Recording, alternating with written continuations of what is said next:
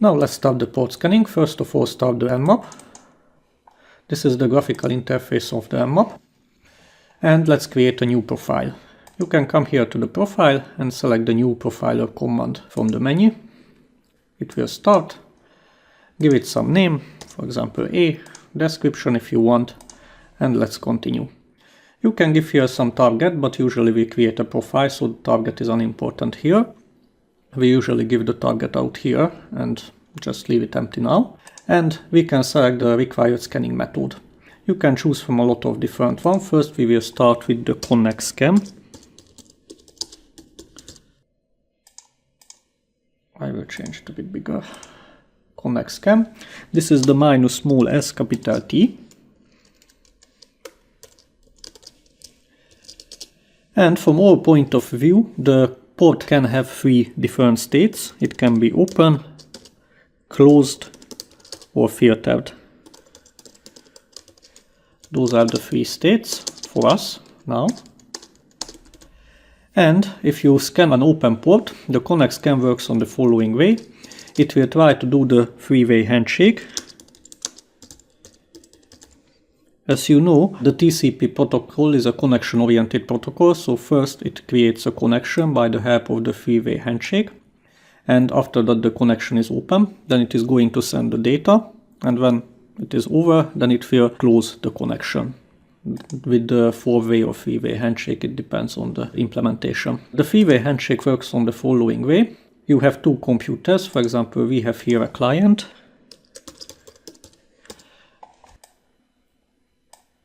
And we have here a server. And let's suppose that the client wants to connect to the server. So we have the two computers here. So the client initiates the connection. It will send to the server practically a connection request. And in case of TCP, it is done on the following way. It will send a packet where it turns on the synchronize flag.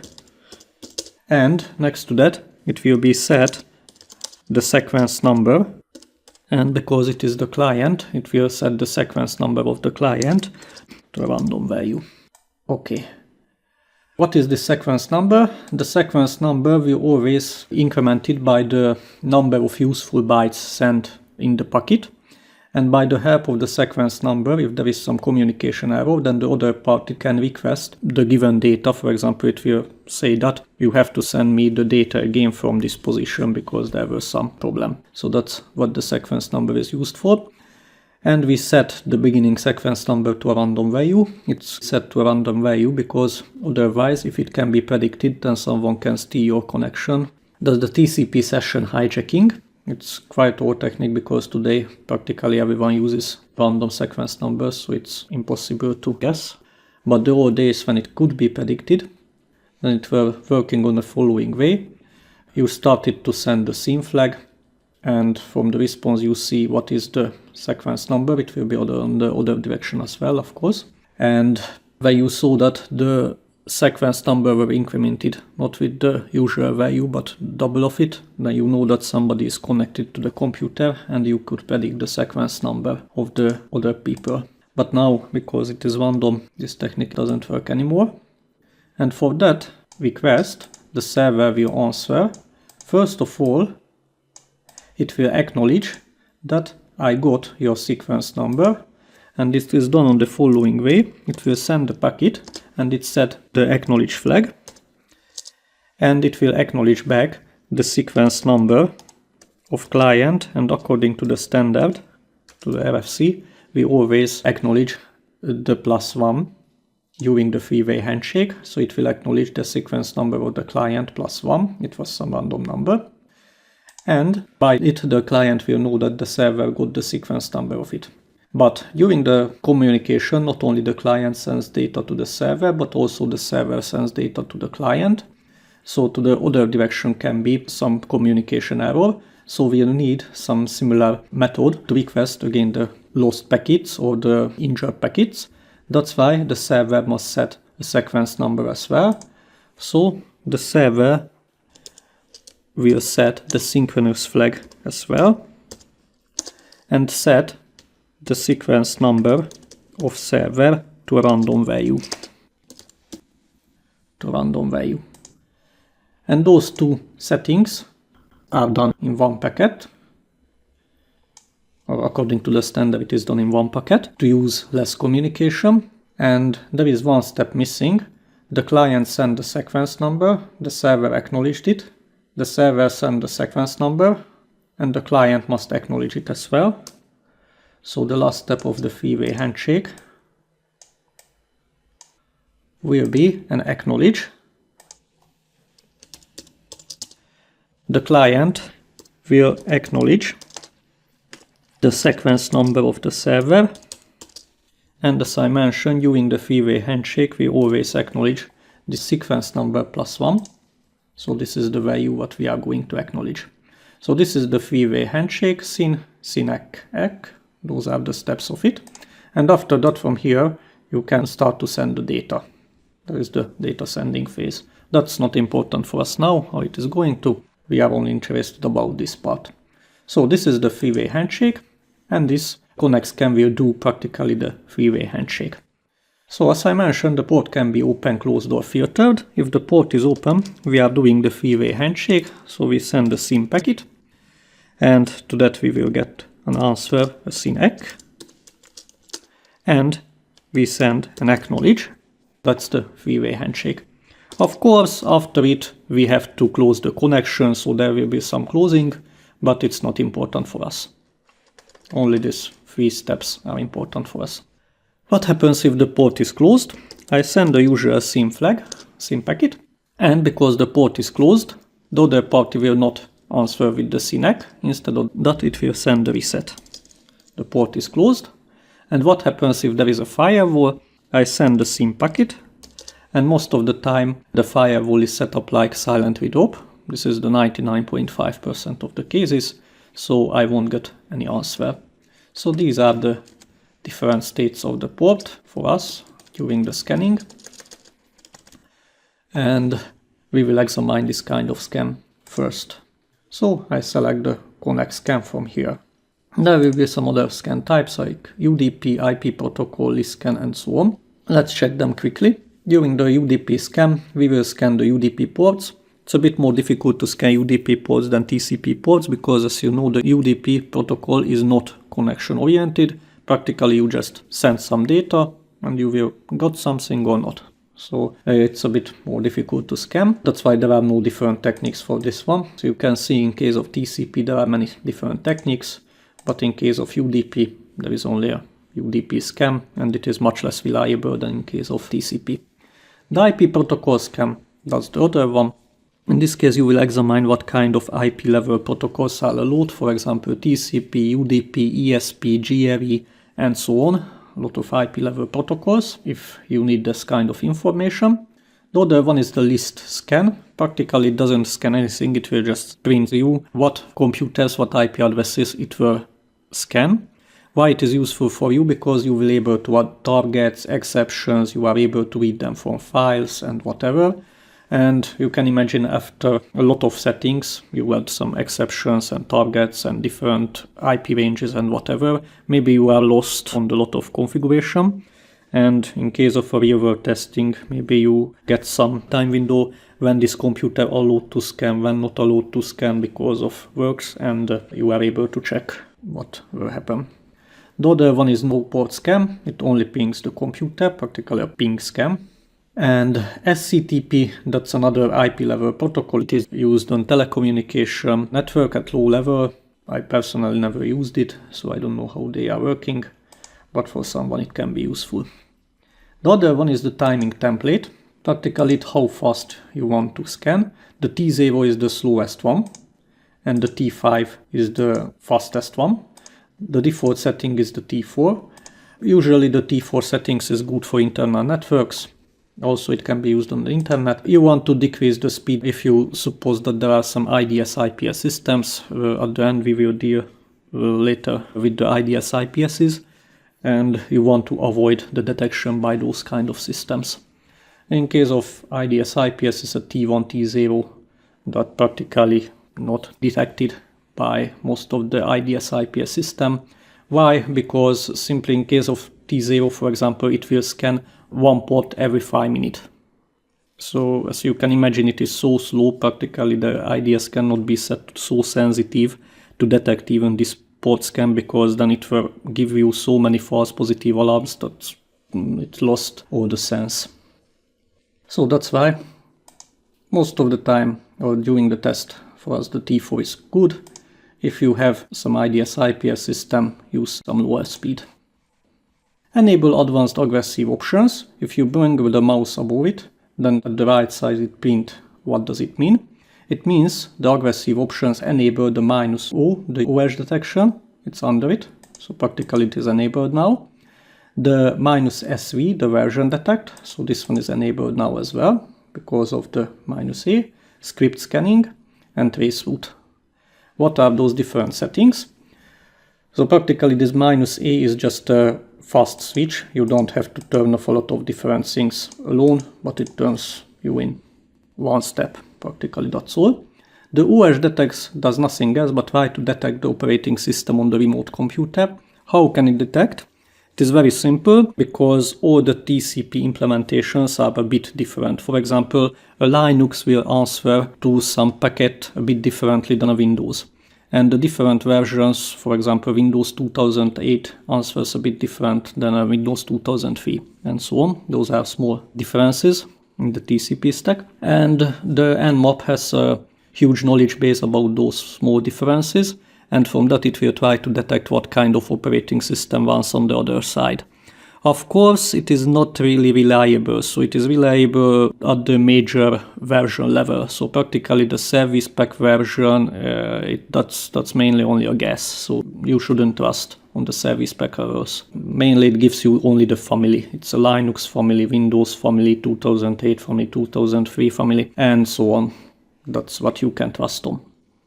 The version detect. What is the version detect? Please don't mix the OS detect and the version detect. The version detect will try to detect the application version. So if it finds an open port, it will connect to that open port and try to figure out what application and which version of that application runs on the port.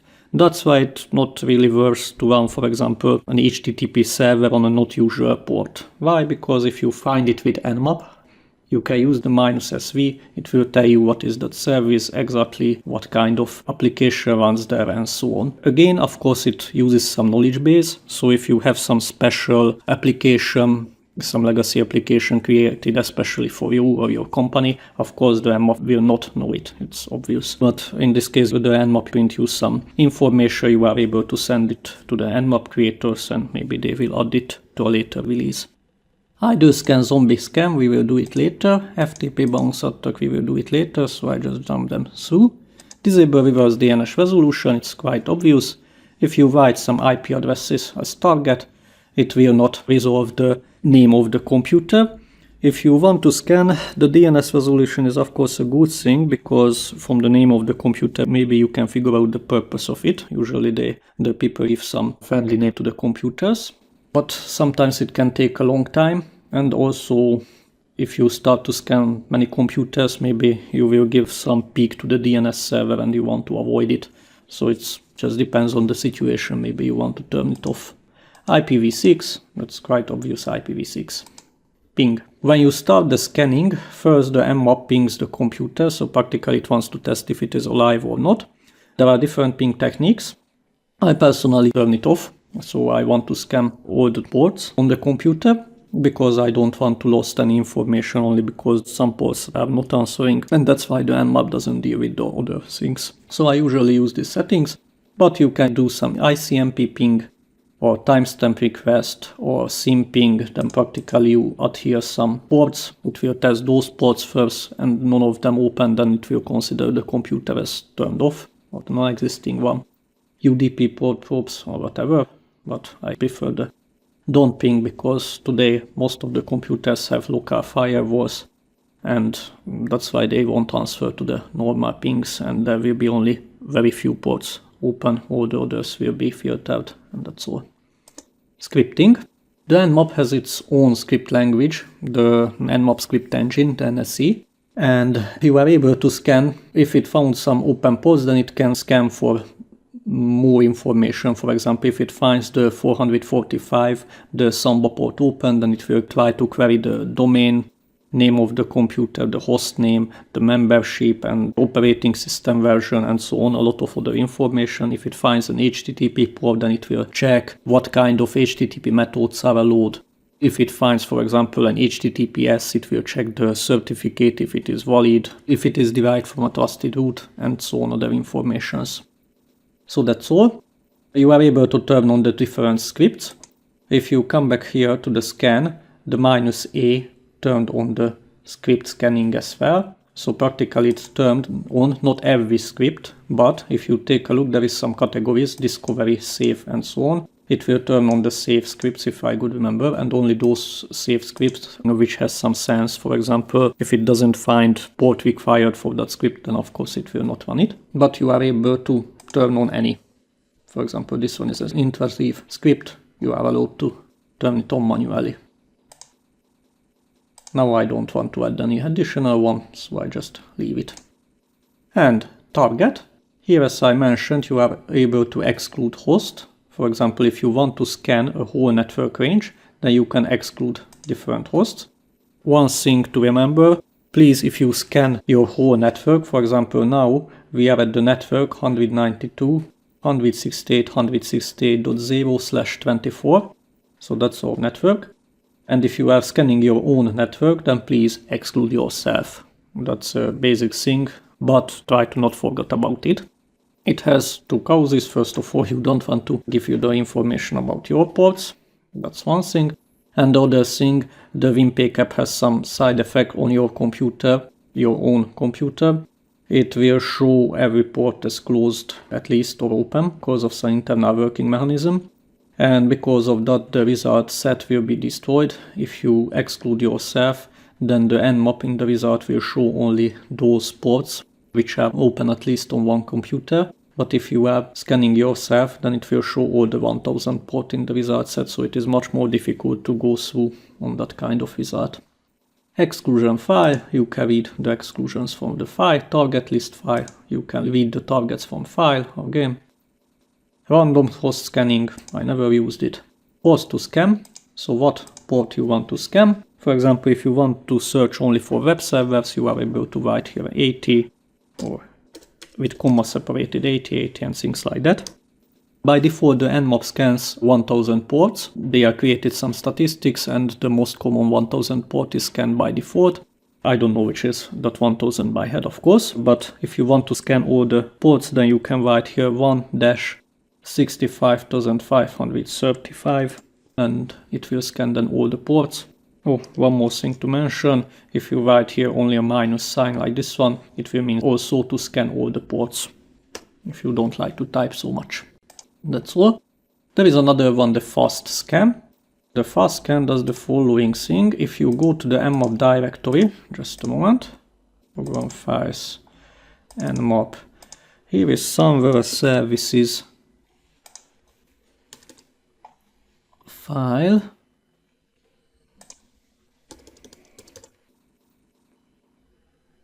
Nmap services, yes, this one. And if you open this file, it's a normal text file. Okay, unfortunately it has some Linux end lines, no problem. I will open it with WordPad. Here they are. Then this is the service file, it contains the most common services.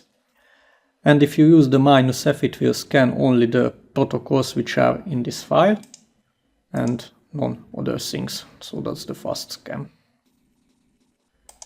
The other one is the source. You are able to use decoys, we will deal with that later. You are able to set the source IP address. In case of TCP scans, the setting of the IP address usually has not too much sense, because you want to create some connection. If you use some other IP addresses, simply you won't see the answer. That's all, and you just send the packet, don't see the answer. What can you do with that? Nothing. That's all. Of course, if you are sitting on a router and, for example, you want to scan to see how a host see a computer for example, then it has sense. Of course, if you are in a hub, not on a switched environment, it has sense, but most of the cases it doesn't help you so much. Set source port. By default, the mmap uses random source ports, but you are able to set here some fixed one. For example, if a network is IPsec protected, many internal network is protected with IPsec by Kerberos, because that's the simplest to turn on in case of Windows environment.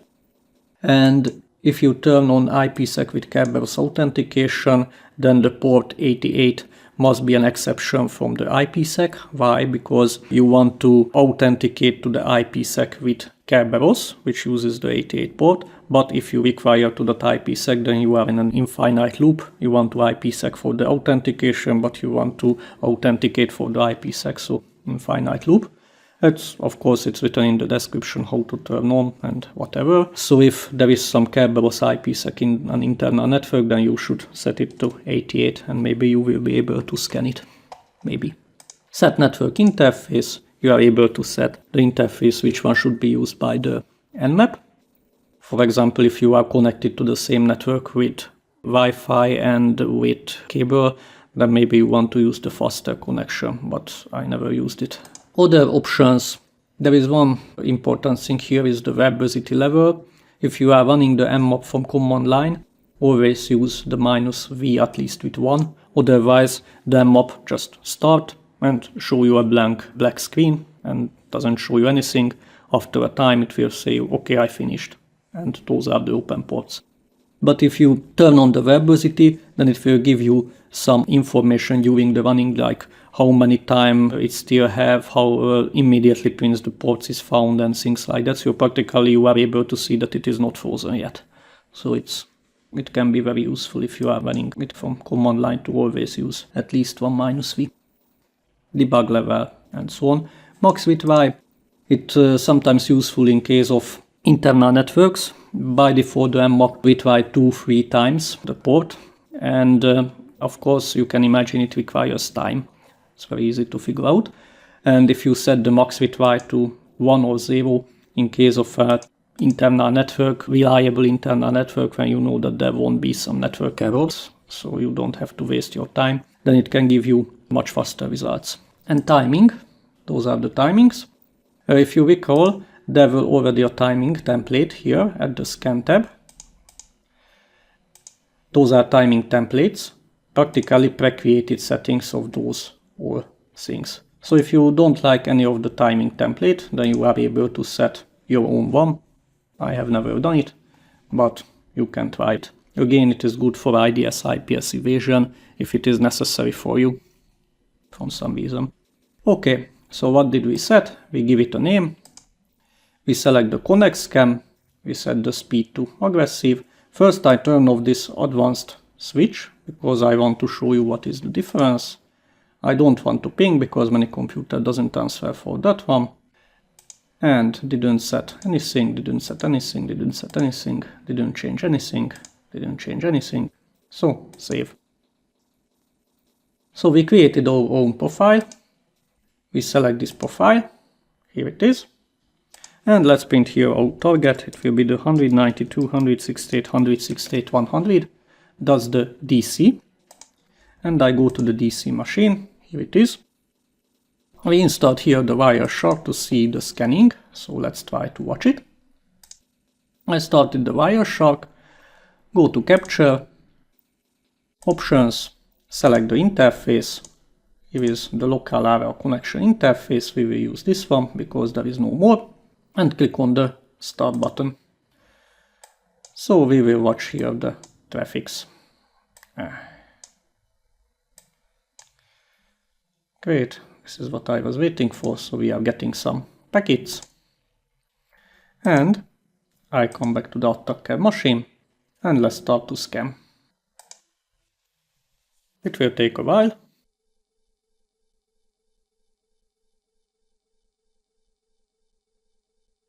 Okay, the scan is finished. So let's check it. Sven can see it take almost 1 minute, 56.90 seconds. And here are the open ports. Those ports are quite common in case of DC. You can see some DNS, some Kerberos, some NetBIOS, and so on. And now let's try to analyze it. First of all, now we are watching the results by host. So here is the host and we can see the open ports. If you click on the services, then here are the different services like the DNS. It's open on that computer, the LDAP open on that computer, and so on, HTTP open on that computer. Or you can come and back and watch by this grouping.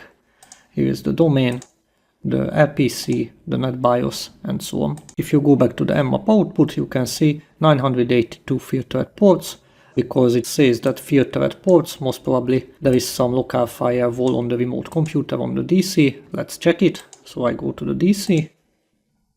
Here it is. First of all, I turn off the Wireshark, stopped. And now let's check if the firewall is really running. So I come back here and check the Windows firewall with advanced security, and it is really running. I leave it because I will need it. Okay, now let's check a port. If I come back for the attacker machine for a moment, you can see the port 1433 TCP, so the Microsoft CQL is open. Let's check it. I come back here and I write here the filter tcp.port equal 1433, and here is the communication to that port. There were a SYN packet, a SYN ACK, and an ACK packet, and after that a reset. So here we can see a three-way handshake, what is completed since SYN ACK, and after that the reset is only the, let's say that the closing of the connection, because I mentioned in the previous part when I put here some ... it was the meaning to close the connection, and now it uses some kind of hard reset. It just sends a reset which forcefully closes the connection immediately. So this is the whole stuff. And if I come back here, you can examine the SYN packet. If I open the TCP part and check the sequence number, here is the sequence number we were talking about. And as you can see, the nmap immediately shows to you the relative sequence numbers. That's why you can see here 0. But the real number, it's here. This is that 4A-F770EE. This is the sequence number, the actual sequence number.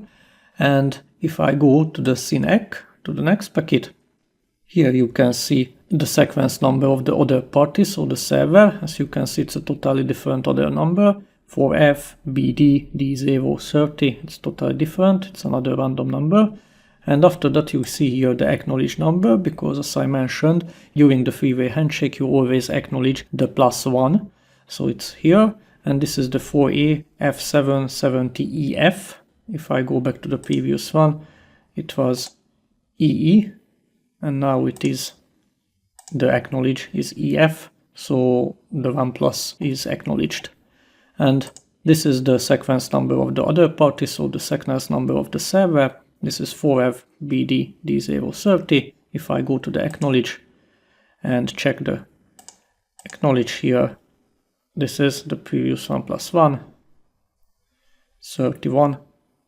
And if I come back here, it's 30, so really this is the +1. But it's simpler if you just take a look at the relative sequence numbers shown by the Wireshark, then you don't have to calculate with those difficult numbers at all. Now let us examine another port. For example, instead of this one, let's check the 22nd, that's the SSH port, and let's check the communication. As one can see, the attacker machine, the 250, sent a SYN packet, didn't get any answer. A bit later, it tried it again, maybe just some communication error or whatever that happened. That's why it sent an again SYN, another SYN, but nothing happens.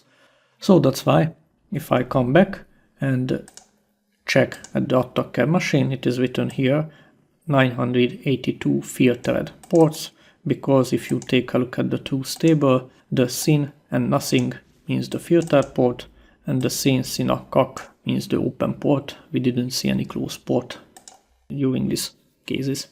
Okay, so now let's try to change the DC. I come back to the domain controller and modify the firewall. Now it is on. Let's see what happens if I turn it off. Right click on the Windows firewall with advanced security, select the properties and change the firewall state to off, here off as well, and on the third profile off as well. So I turned off in every profile. In this way I definitely turned off the firewall. Click on apply, OK, and the firewall is turned off. Let's start it again. I just cleave here the filter and restart the Wireshark, start capturing packets, continue without saving. The Wireshark is started, and now I come back to the attacker machine, here it is, and just press on the scan button to do a new scanning. And it is finished the game. As you can see, it was approximately the same amount of time. It's finished. Now it found, in the previous case there were 983 ports filtered, now it's 981, so there are 2 more ports what was filtered by the firewall. Those are at this 49,000 somewhere range, because those are the IISR PC ports and some of them is filtered by the firewall. That happens, so it's no wonder. Somewhere it shows it filtered, I don't know why, because those are in reality closed ports, maybe because of the previous result or some kind of remembering from that one, I don't know. But in reality those are closed ports. I show you these are really closed. I come back here to the DC and let's check the result again. If you just take a look at it, you will see a totally different pattern. Until now it was always gray, and now it is gray, red, gray, red, gray, red, so you can clearly see the difference. And if you check again the same 2 ports, like TCP.port == 1433, it is an open port. SYNC three-way handshake, after that closing of the connection with the hard reset. So it's exactly the same like before, there is no difference.